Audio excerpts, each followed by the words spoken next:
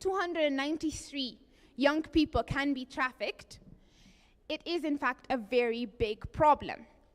And another research showed over 300,000 children reported being sexually abused on online spaces, assaulted, and these are children from age 13 to 17. And the police told us, verbatim, what online violence are you talking about? We're already having a hard time dealing with the physical one. If you're having trouble online, shut down your phones. Why are you worrying us about these luxurious things? So we needed, as girls and young women, we needed to come together, find evidence that this was happening. And this is the product of that evidence. This is girls and young women from 7 She Leads countries, as well as young women contributing from the South, making sure that their stories are heard and are seen in these texts. When we see the key findings, one of the first key findings, we had national consultations to validate it, and people were also sharing their stories there. One is, I think we're all very aware of this, is the normalization of technology-facilitated gender-based violence. If you can maybe scroll to show the pie graph. Thank you. So across different platforms, particularly on platforms of Facebook, TikTok, Instagram, and WhatsApp, Telegram, the most common forms of harassment we saw is photoshopping.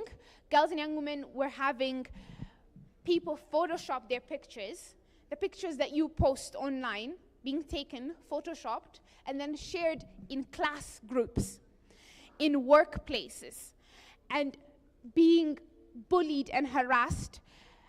And one of the biggest issues that we raised here is also the transformation of online violence into physical violence. These are following them in their everyday lives. Identity abuse, and the most common platforms these happen, we identify as TikTok, Instagram, and Facebook. These are the most commonly used platforms and the platforms that these violences exist.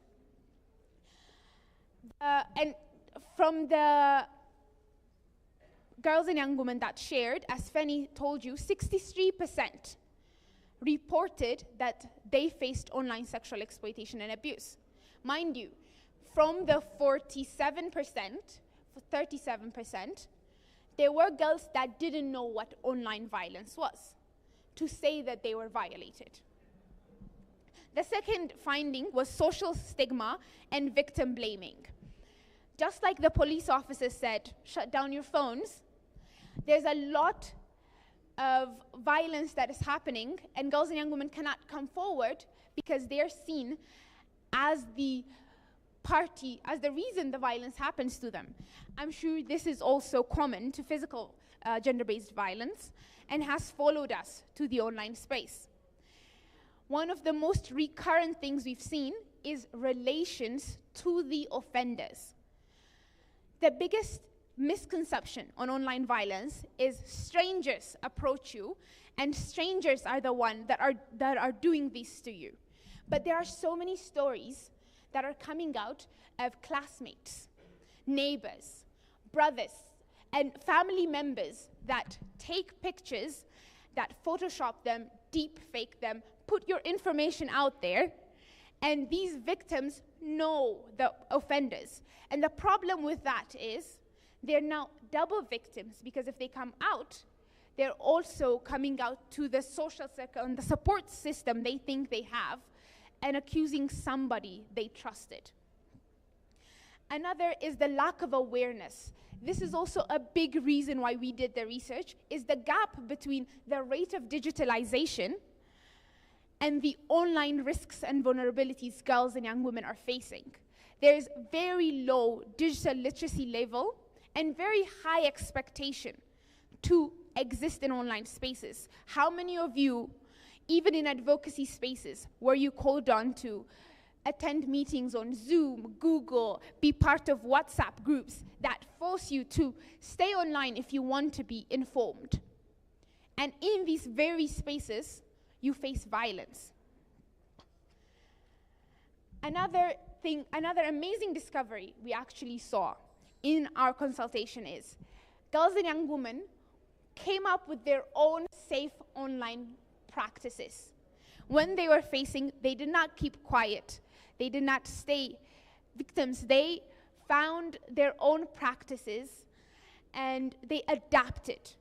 So we had amazing contributions of how they navigate the online spaces, and even using the common platforms of reporting on different social media platforms. Girls reported talking to their friends and having an account mass reported so that an attention is given to those places. We saw collaboration and resilience in our research. Another thing they have mentioned is the failure of justice systems in holding these offenders accountable. Access to justice systems was lacking. And from this, we made multiple recommendations. And the great thing about this research is it's very girls and young women friendly.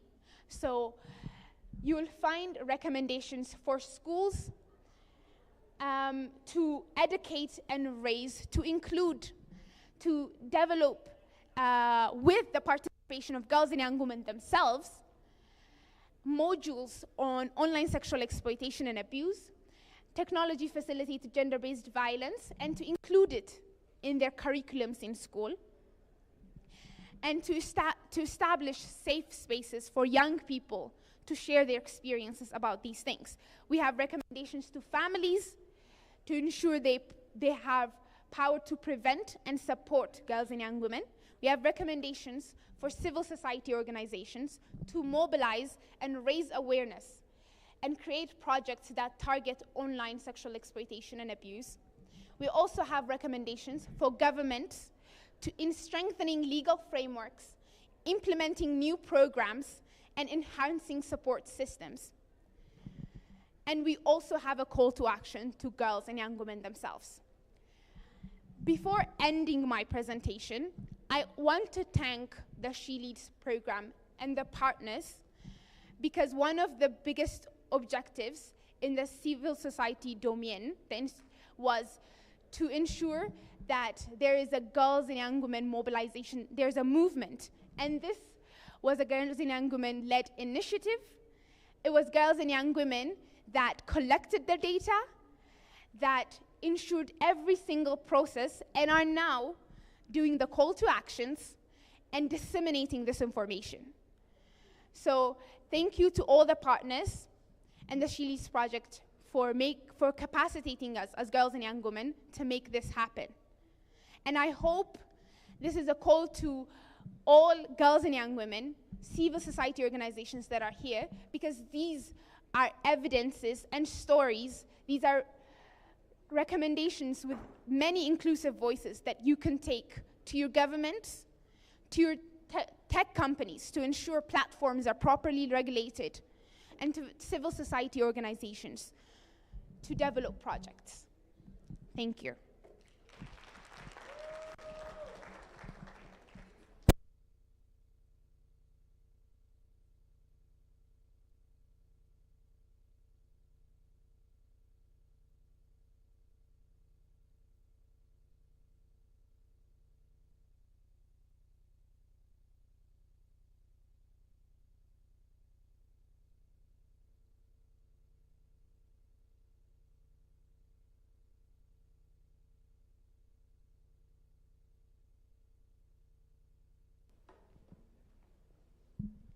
Thank you very much, Penny and Felicity, for the amazing presentation.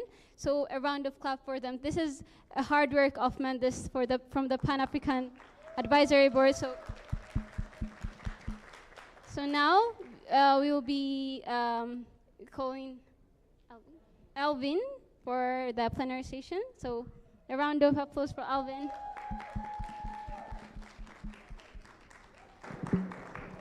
Hi everyone. How are you feeling? So I'd like to invite my panelists. My name is Oma Elvintina. I'm standing in for Malkia John, who's supposed to moderate this panel, but I am certain I will be able to represent her sufficiently. So I'd like to invite my panelists, Zoe and Florence Awino, to join me on stage for this conversation. So please clap for them.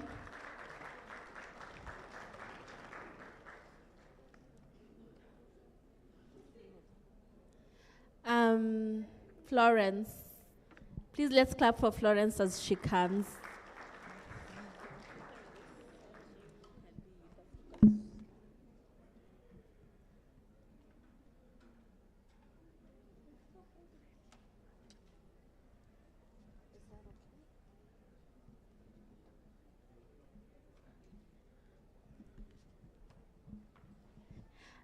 So thank you for giving us the minute to settle in. Before I ask my panelists to introduce themselves, I'd like to ask the audience, hi, how many of you are on TikTok? I can't see your hands. And how many of you are on X? X? Okay, a very huge number is on X. Okay, thank you. So I'd like to start with Florence. Could you please introduce yourself, tell us what you do, and why you're here with us today? Good afternoon, everybody. Thank you so much for having me for this panel. My name is Florence Ouma, and I'm from KICTANET. Now KICTANET stands for Kenya ICT Action Network. But like one of our speakers said that civil society love their abbreviations. So I just go around saying I'm from KICTANET and stuff. So KICTANET is essentially an ICT policy think tank dealing with regulations, for any individual or any organization, any institution that is interested in anything about technology policy, you are welcome. And we work under 4 pillars, so policy advocacy, research, capacity building, and also stakeholder engagement, like the one you have here, this lovely summit. We also do that on our side. And I work under the Women's Digital Rights Program. Now, under the Women's Digital Rights Program, we of course advocate for women's digital rights when they're using online spaces. We also work to just try to minimize the structural barriers that women face when they're trying to use online spaces. So one of the main barriers, of course, is technology facilitated gender-based violence that you have highlighted, and that's one of our main focuses, as well as cybersecurity training, as well as just digital skilling as well, and of course the research interventions. Yeah. Thank you very much, Florence, for joining us, and I hope that we'll be able to talk about the 4 main pillars that you have mentioned that you work around, and particularly digital rights for women. So looking forward to that conversation. Thank you. Can you clap for Florence? Okay. Hi, Zoe. Hi, good afternoon. So I'm Zoe from Terdism. I work as a program manager. I'm part of the global team addressing sexual exploitation of children. So I'm not very familiar to this group because I've been working on another program called Scroll. Scroll is safety for children and their rights online. And it's implemented in Asia, in 3 Asian countries, as well as Kenya. So I look forward to sharing few learnings from the program. Thanks. Thank you very much, Zoe. Can you please give Zoe a clap?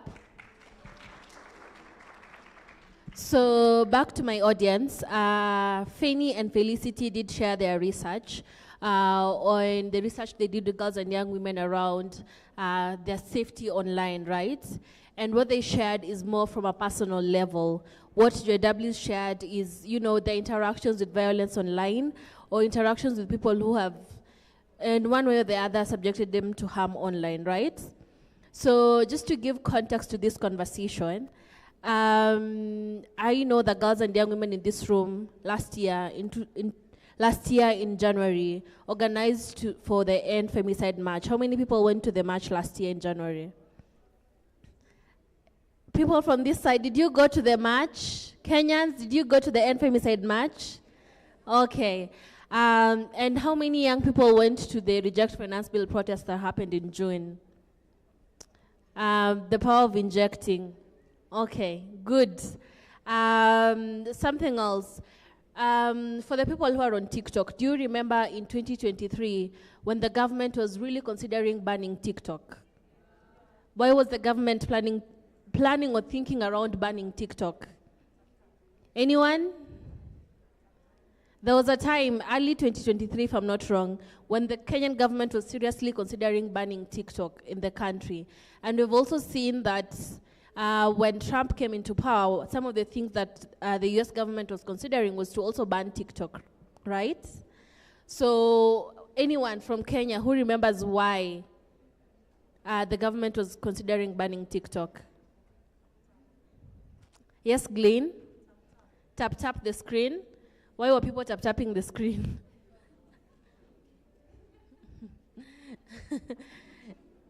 Yes? Okay. I don't know how I can get the microphone to you.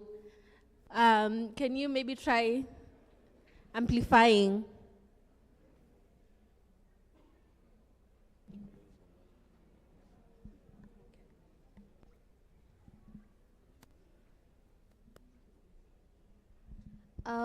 From my perspective, or around the youth that we are having, from where I'm coming from, they felt threatened in a way that people were really coming out online and they're really engaging online. And we know that Kenya has the biggest percentage of people using social media. Thank you very much. I think Kenyans are chronically online, and okay, not to speak as a Kenyan online, but thank you very much for that. Kenyans are chronically online, and the reason why the government was considering banning TikTok in Kenya was because there was an increase of selling or pornography content online, especially at night. So young women, children were being exposed to pornographic content or being used as baits. You know, there is people who are logging in online to watch girls and young women do that, right?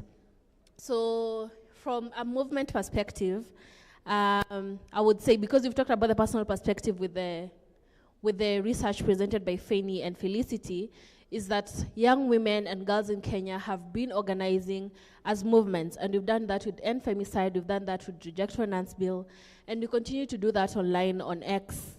For most of us, we are chronically online on X here.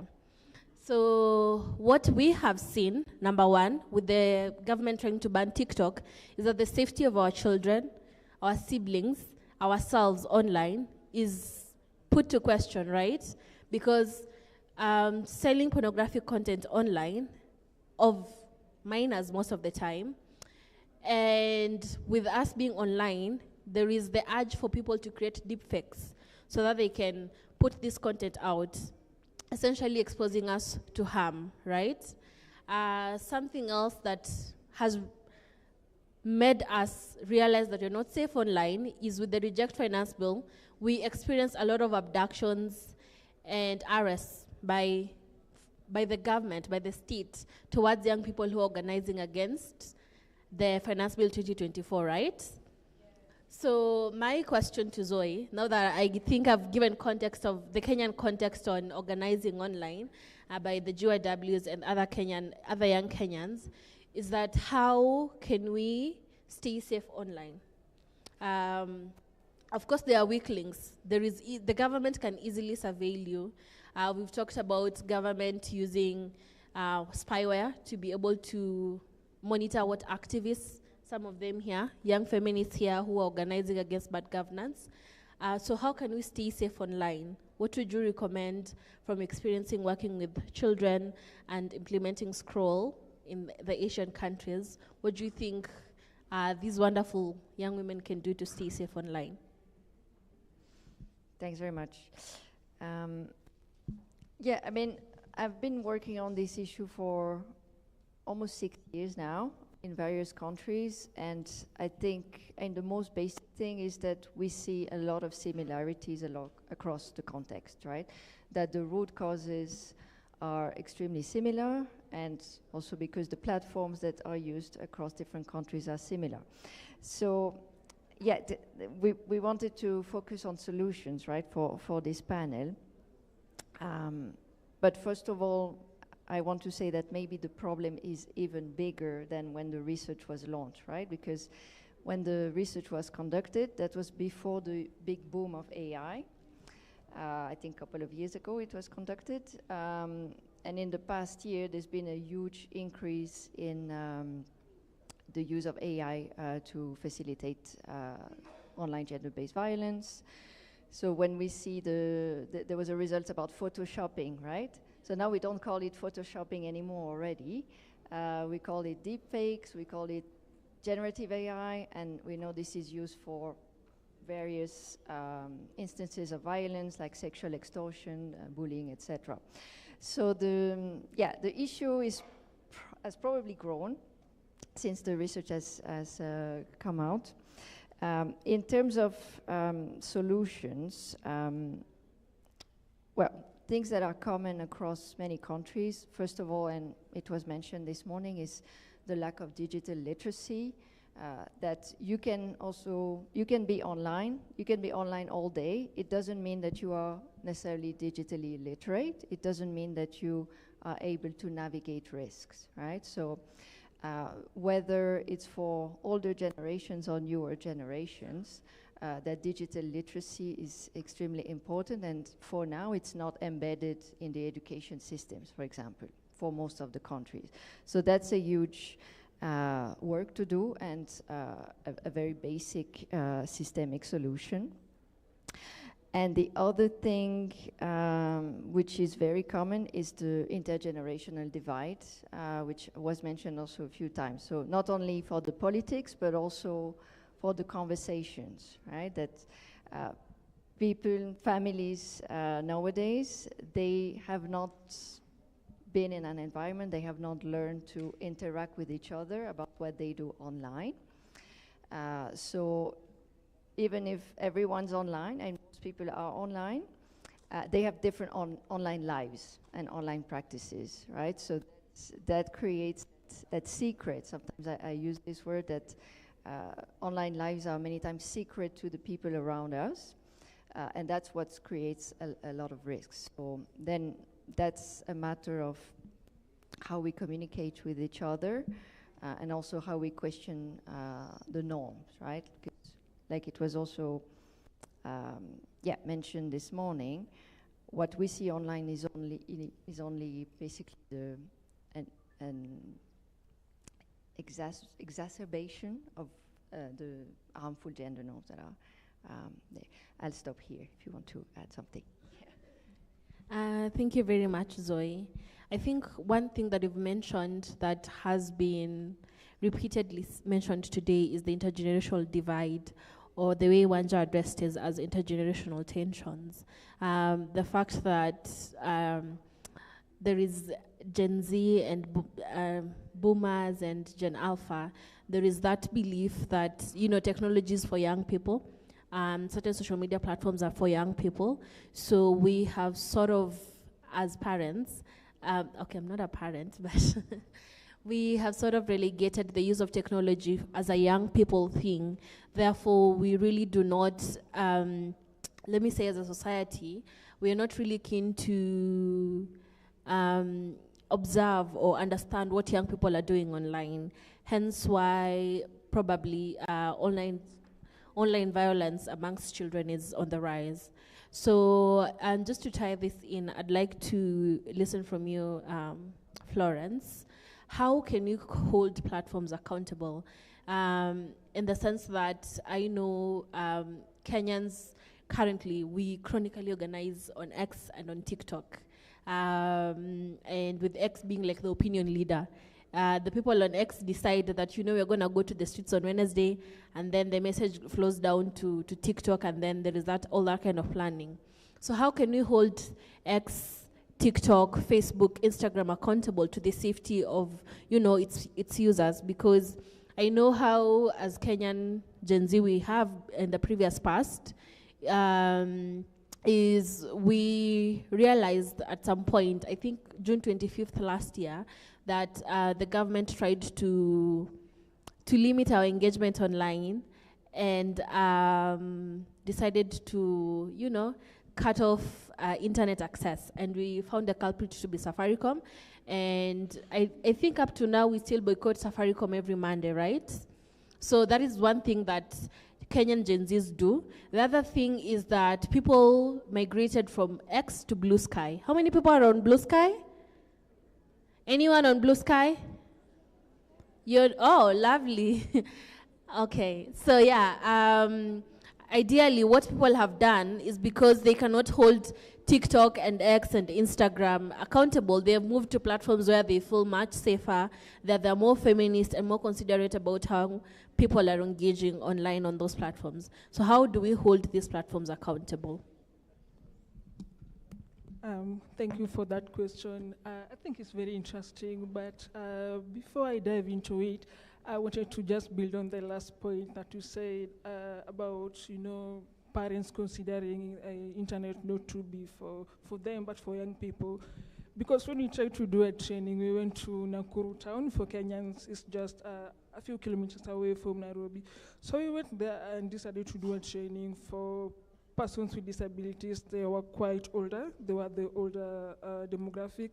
And then they just told us, internet is not for us, it's for our children. So we found ourselves in a bit of a pickle, so to speak, because we had formulated training on some digital skills, online safety, and then we get there, you are telling us the internet is not for us. So we had to now convince them that actually, yes, the internet is for you because of this and that, and yeah. So on the issue of holding platforms accountable, I think we can do better. All these platforms, X, TikTok, Meta, they can definitely do better when it comes to content moderation, especially in Kenya and Africa as a whole.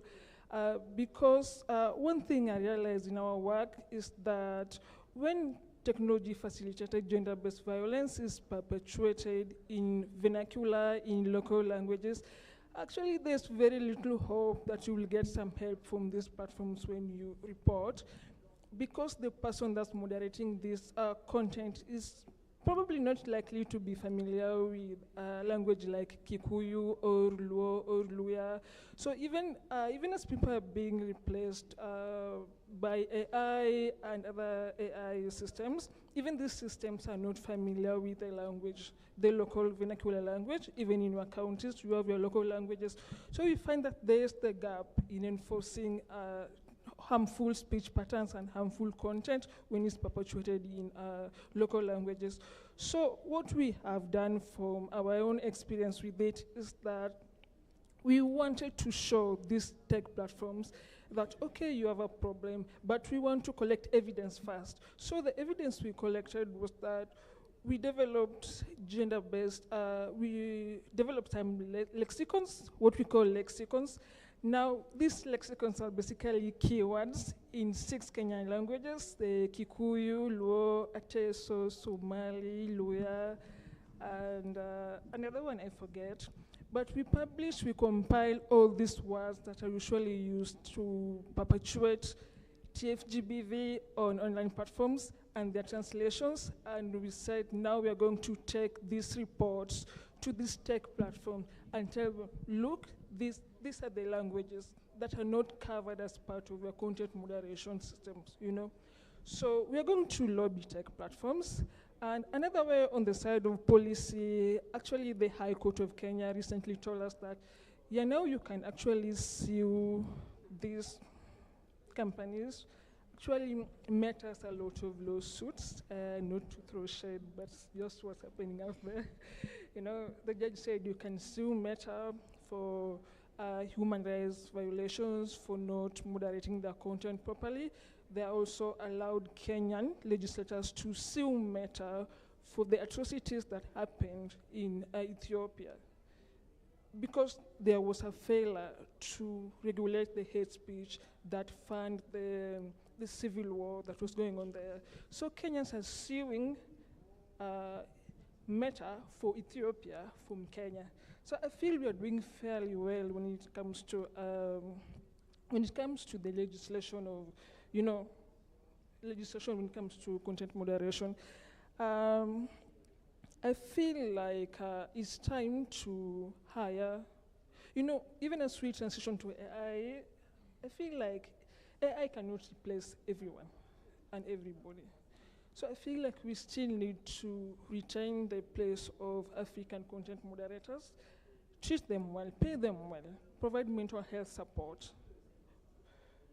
Because, there's still a lot of data that needs to be collected for these systems to be able to automatically work with African languages. Yeah. Thank you very much, Florence. You've mentioned two things that have stood out for me, that you can sue Meta, you can sue Facebook, and also that you'd think that digital platforms can do better by moderating content. So I think the challenge is, I know we all know about algorithms pushing, the agenda of big tech and capitalists. Okay, I don't want to get pulled, I don't want to. But so we have seen very many instances where some content is being flagged, or accounts of activists, maybe let's say like sex education accounts, being being closed down. Let me say being closed down, yes, because they, quote unquote, the agenda they're promoting online is not in line with the community guidelines, for example. And that often causes harm to activists whom their safety or their work is fully online. So also maybe for people who talk about Palestine, who advocate for, for the freedom of Palestine, that exposes, content moderation could be a double-edged sword. So I don't know how we can navigate that. Zoe, I don't know if you have a response to that, or someone from the audience can give us a response to that. And would you like to respond to that, Zoe? Okay. Yeah, and from my modest position, I think it's really interesting in this region that the debate on privacy is extremely strong, and that platforms are being used for civic engagement, and there's a real concern among young people that they want to express their views without being put at risk online, which is not necessarily the case in other regions. So this is really good to see in terms of human rights approach. Then I think when we talk about GBV online, of course there are lots of reports that are being sent to the platforms, even if the reporting systems are not the most accessible. They're mostly in English, they're not intuitive, etc. Even in that situation, the platforms are just overwhelmed with reports, right? They received so many reports, and the fact is that the guidelines they follow are their own guidelines, right? It's their discretion, what is acceptable, what is not. So of course we can talk to them about improving their guidelines, but mostly what we want to do is also to turn the table and to talk about what we call safety by design, right? So I don't know if you've already heard that concept. It's a very broad concept, but basically it means that the user should have control of their online environment, and that there should be less risks for the user, and for that the most obvious thing is to consult with the users, right? So the debate on content moderation, it is very present. It is also very sensitive, and the platforms adapt on each country based also on the cultural and political context, which is a bit of a double-edged sword, like you just said. But I think the discussion, and of course strategic litigation, it's one very powerful way to go. But the other powerful way to go is to discuss how the platforms themselves can be safer from the user's perspective, and not just say, oh, you should report, or you can report there, and then the result is up to them. Yeah. Thank you very much, Zoe. Yeah, I think when we report to platforms and we expect them to help, they're doing it at their discretion. Their guidelines are their own, and our engagement into how they are handling that situation is very limited. So that really I think negatively impacts the support and care that we get from these platforms. So my next question was going to be about the recommendations that we can give to the police force to tackle TFGBV, but I think Zoe and Florence have answered that adequately. So thank you very much for that. I think just to close the panel, I'd like to throw back to the audience. You know, from the research that Fanny and Felicity shared and the deliberations that we've had with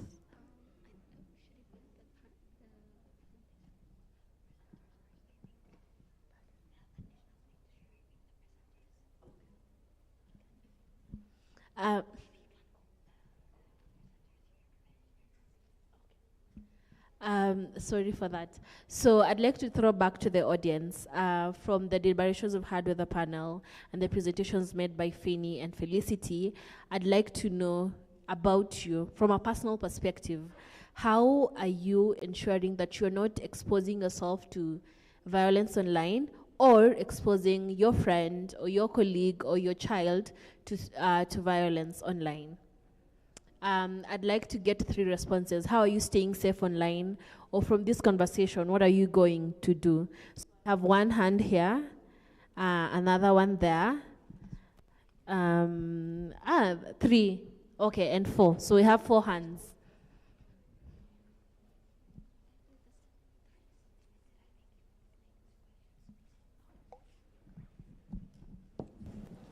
Okay, thank you. I think being safe online starts with understanding the platforms you are using. And then most often, we in Africa, when we subscribe to a channel, we don't read the privacy policy. Because it's a long text, we go ahead to click on, okay, or accept. So for me, sometimes this is what I do. Before I go ahead to click accept, I copy the privacy policy, give it to AI to summarize and give me the salient points that I'm looking up to. And beyond that, you know that if you're using an Android phone, even with iOS devices, Google links with Gmail, like it's a whole package, right? So whatever you do here correlates to the other applications. So I make sure that my browser's security features are really intact. My passwords are not visible, so that if I just give you my phone, because I open it to you, you can access my passwords. I make sure that all those ones are done well. My passwords are never my date of birth or my name. These are unique characters that I use for my platforms and even for my files. Even my drive is well secured with codes that you can't decode. So it's just that we have to just desist from using birthdays, loved ones' names, and all activities that people can easily guess. That is where the scammers get the loophole to first scam you, when you use these kind of days for your passwords and your security features. Thank you. Thank you very much. So tip number 1 is don't use your date of birth or your admissions, your school's admission number, or your birthday. Yeah, it's your birthday as your passwords. And something else, you can copy paste the privacy guidelines when you're onboarding onto a platform. Give it to AI so that AI can tell you what the catch is, right? Yeah, so the next person, please let's limit to 30 seconds because we are strapped for time.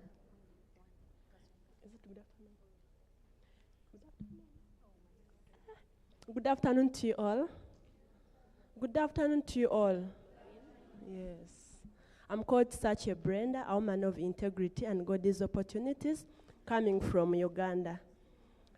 Currently, what I do when I'm opening up an account on either TikTok, Facebook, I first read everything because I was a victim of sexual online. So what I do right now, I first read everything.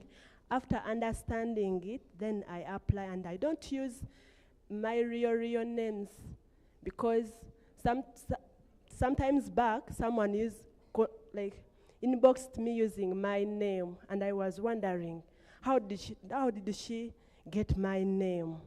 So I realized that I need to use other names to create an account.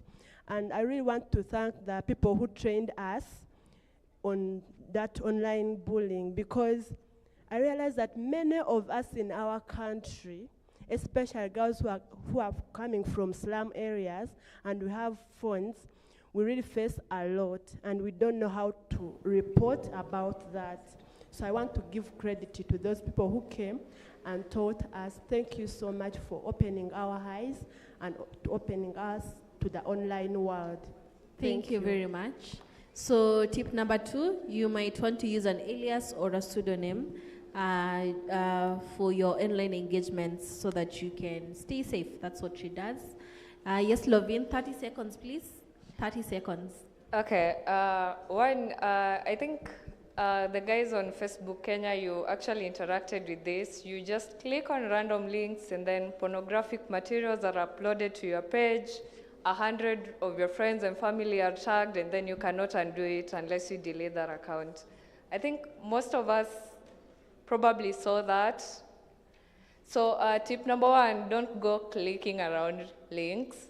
Tip number two is restrict your page to tags. I mean, it is only you to allow, if somebody has tagged you, let yourself be able to, allow if that particular thing is appearing on your page.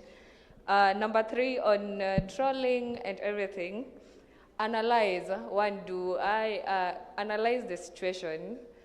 You could choose to ignore, but then there are times you have the power, you can fight fire with fire. I mean, it's not that bad.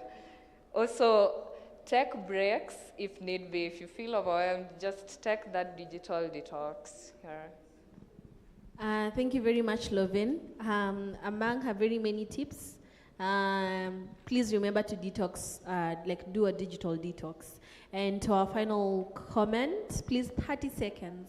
Okay, so what I would like to say is we have to ensure that we control our privacy settings, like you control who you share certain posts to. And also we have to be skeptical about people texting us asking for money. There are instances where you realize that someone texts you and is asking for money or your personal details. So you have to ensure that you confirm from the person before going ahead with doing anything. Thank you. Thank you very much. Please remember to be considerate, to look at who you're sharing your account with, so that you ensure you're safe and your privacy is protected online. Thank you very much for your input, for your deliberations. Thank you very much to my panelists, Florence and Zoe, for your input and for your wonderful insights. Asanteni sana. And I'd like to hand it back to Emma. Thank you very much. You can clap for us. Before our panelists leave, we actually want to give the audience a chance to ask you questions, and also to Felicity. Yes. So if there is anyone that has specific questions to the panelists and you want to, get the information directly from them, please.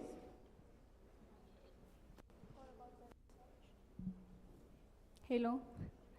My name is Hewan from Ethiopia. It's actually more of a comment, and as an AI ethicist and someone who had the privilege to participate in this research, I have witnessed how this is a serious issue, and as a result of this research, we actually formed an informal organization called the Youth Digital Advocacy Coalition, dedicated to empower girls and young women in digital literacy.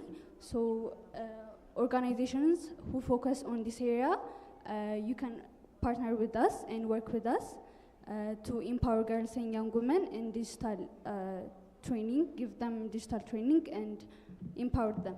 So contact Felicity because she is actually the executive director of the organization. Thank you.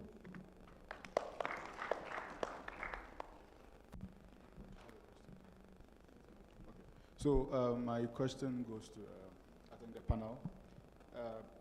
Can you recommend some online courses that girls and young women can partake in to understand how to stay safe online?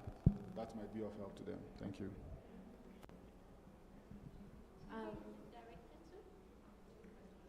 Maybe can I answer part of the question as well? As the panel is waiting, I know it was for the panel, but the organization that Heyman mentioned, our organization is actually planning to do a webinar series on digital literacy, including all the issues that were raised because it was inspired by this. So if you could leave me your email, I can forward you the registration links to the 5-part webinar series that is targeted to girls and young women. We are bringing in different experts to speak in these sessions, and it includes digital literacy tools, AI for good, and the basics of AI, and online sexual exploitation, technology and health, as well as digital opportunities. So feel free to leave your information with me. Thank you. Okay, so thank you for the question. I just want to respond to recommendations on online safety. Actually, one of the things we do is we have a social justice organization called Tatua Digital Resilience, but apologize because Tatua is a Kiswahili word. However, that's our digital safety training branch of Kiktanet. So I don't know, I wish I could spell on a blackboard, but TATUA.org.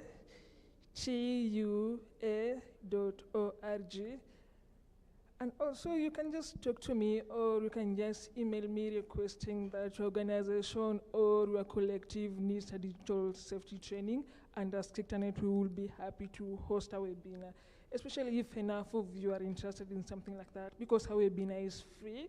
It's cheap to organize, so that is something we are always really, really open to doing. And lastly, we also have courses on online gender-based violence, actually for beginners who feel like maybe this is something that's too deep for me to jump into immediately. We can ease you into it. We have a course called the Digital Inquiry Kit.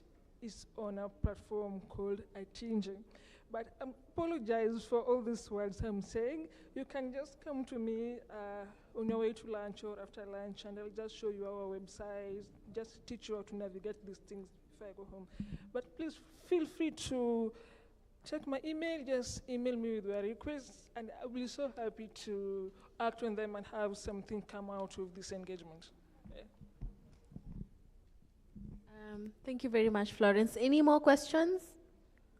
Okay, yes, there is a question there.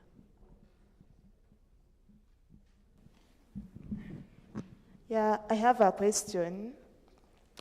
Most of the African countries, the digital development is not the same. Kenya, Uganda, and other countries, we are not at the same level.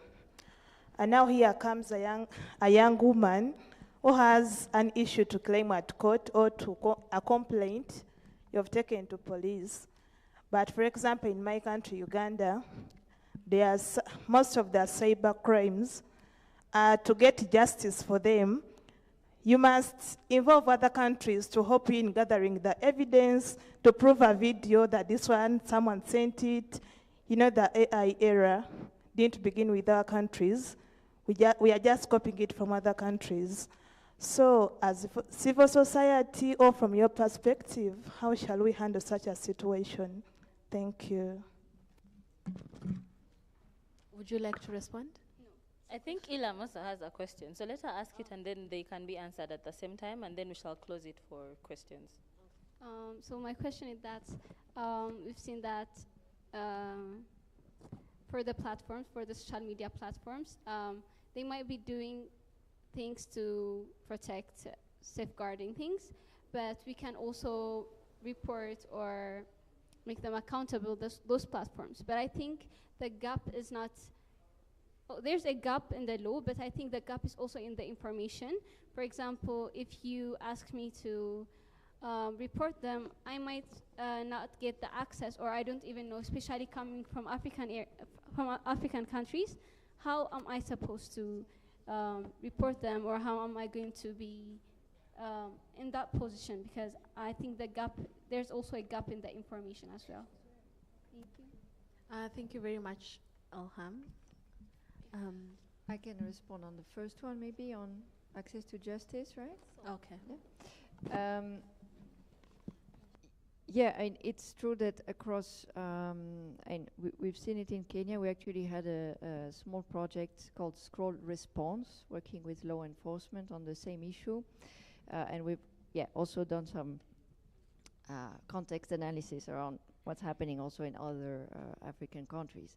And the reality is that there are very few law enforcement officers that have the skill to investigate online cases properly.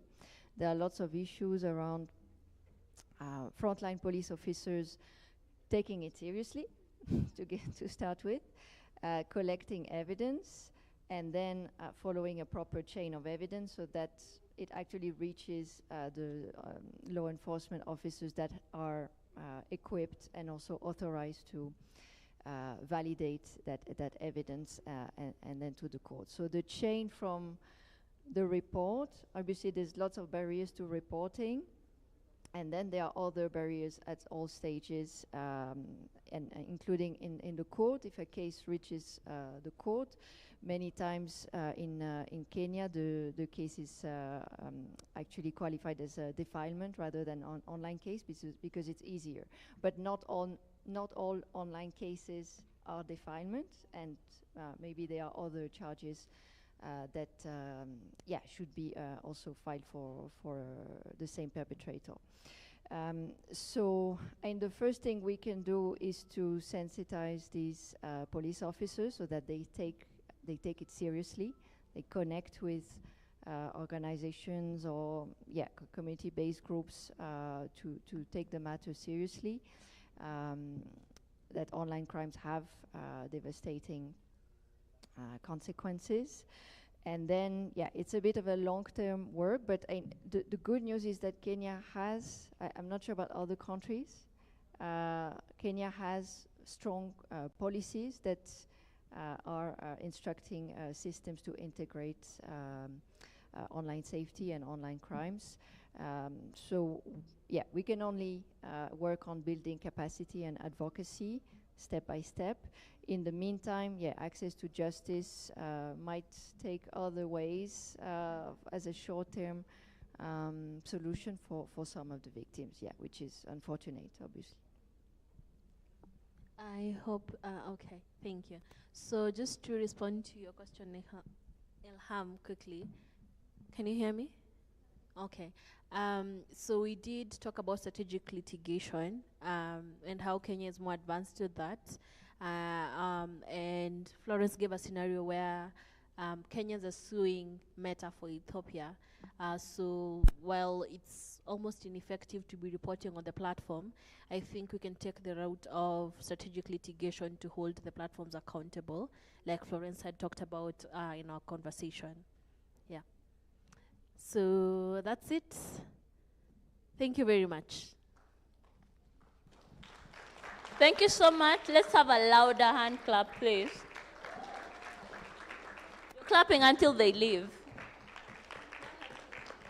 Yes, clap until they leave. Continue clapping, guys. Thank you so much. This was a very informative session. And I believe all of us have had something that they have taken home from this session. And I know it's literally almost a few minutes to lunchtime. Yeah, it's 1 minute to lunchtime. But before we go for lunch, I have a few announcements to make. The first announcement is the following people that I'm going to read out should meet Kristen just outside of the door here. We have Ilham, you're supposed to meet her. Then we have Vivian as well. just out here. You'll meet Christine. I think she's moving out. That's her. So you'll meet her. Felicity, Betty, Shamim as well. I think the few of you can actually just be heading out so that you can get done with your engagement with her. Alfine, I think that's the name as well. Please go meet Christine. Dorcas from Liberia as well. Go meet Christine outside. And then Margaret from Sierra Leone. So yeah.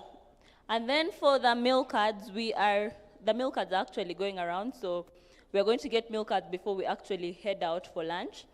As we are waiting for our meal cards, we can all stand up fast and stretch. We have been sitting for so long. Let's stretch and create space for lunch.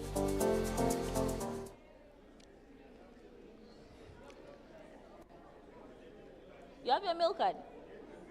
But even if you have your meal card, just stand up and stretch as those that have meal cards, we can start heading out for lunch.